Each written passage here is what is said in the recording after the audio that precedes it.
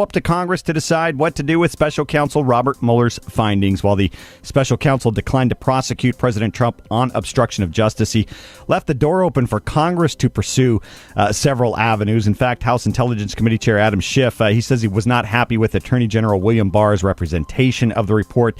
Democrats putting the focus on their next investigative steps. Let's bring in our guest this morning. Byron Henry joins us here on America's First News. He's an attorney with Schiff and Stone. Byron joins us from time to time on AFN to discuss legal issues that I do not understand, constitutional issues that I do not understand. Byron, good morning. Good morning. Glad to be with you. And, you know, for the audience, too, we appreciate it. I'm not the only stupid one here, Byron. Let's talk about the findings here and the legal theories that Attorney General William Barr talked about yesterday and having to do with obstruction. Can you explain that to us? Well, I think the point that Attorney General Barr was making is that, as most people know, in the legal system, we have law enforcement that do investigating, and then they present evidence to a grand jury, and the grand jury determines that if there's enough evidence, they present it to a grand jury, and the grand jury decides if a crime was committed, and they indict, and then a pettit jury decides whether or not someone's guilty of a crime. What Barr is saying is here, lifetime prosecutors decided there wasn't even enough evidence gathered to actually present it to a grand jury or to actually charge a crime. Prosecutors don't charge, as you know.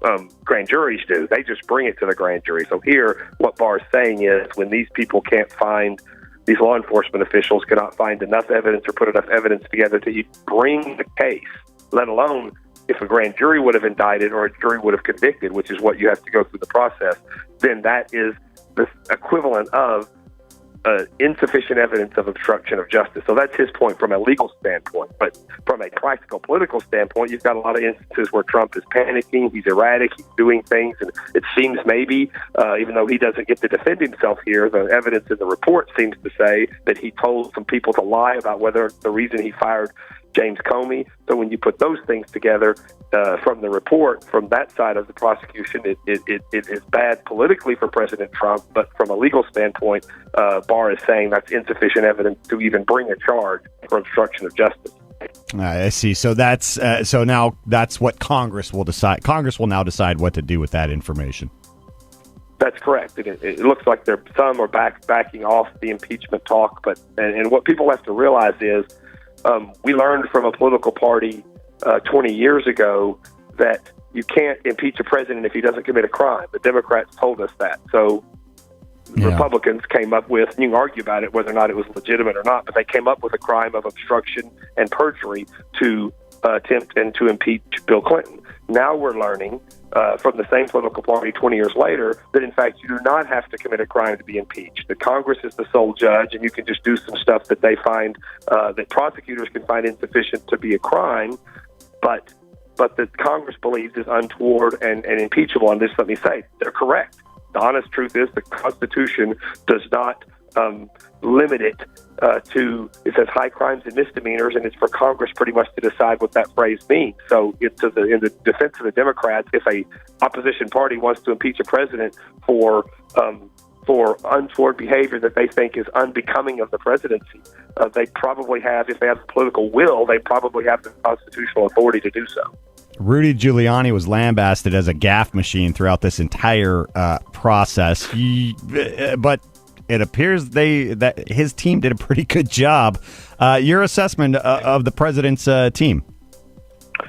Well, the first thing is that it was very risky to waive executive privilege because we would not know any of these conversations that the president had with his high-level counselors and the White House counsel. So the things that make the president look the worst in the report are things we probably wouldn't know if the president would have exerted what he is absolutely entitled to exert as the executive and the president of the United States of executive privilege. So that's number one. So he was very open.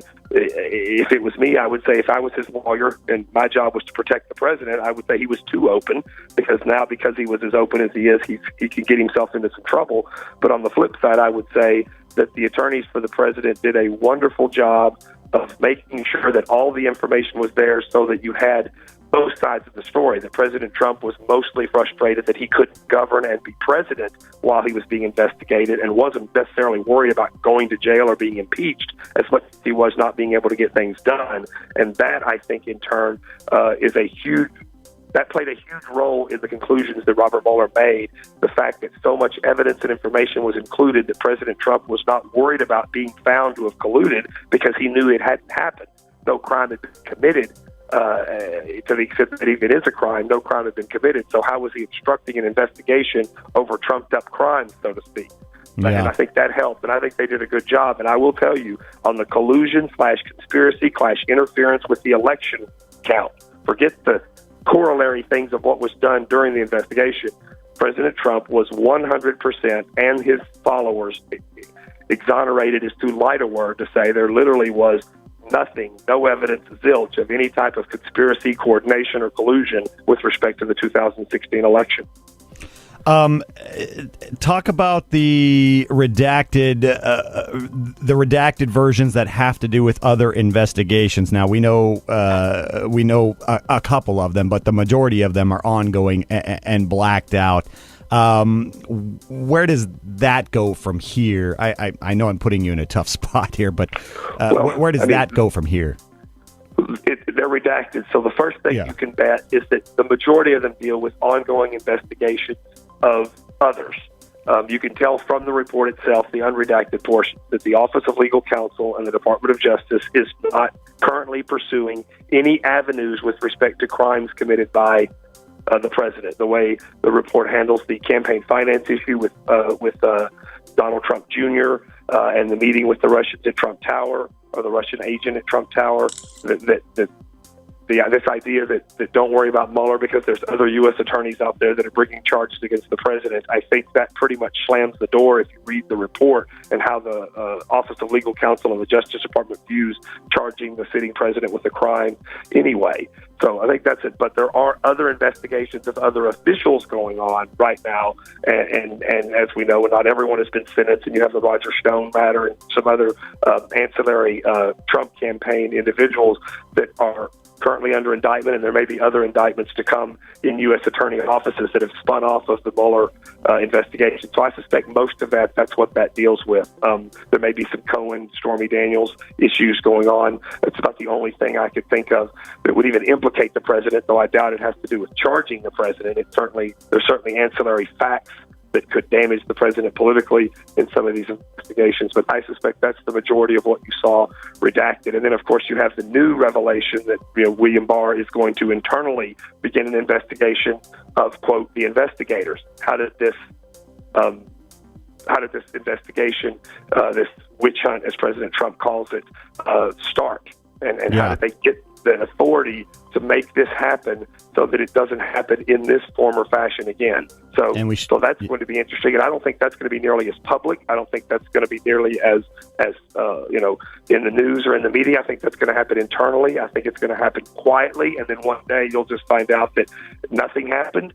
The Inspector General is going to issue a report, so that's probably the first shoe to drop. And then William Barr's investigation is probably the second shoe to drop on how this whole investigation over, quote, Russia collusion and the evidence and how he was, the campaign was not spied on, or you can use whatever word you want, surveilled, however you want to call it. How did that all happen? And I think we're going to get an answer to that question sometime in the near future, and it might even be close to Election Day.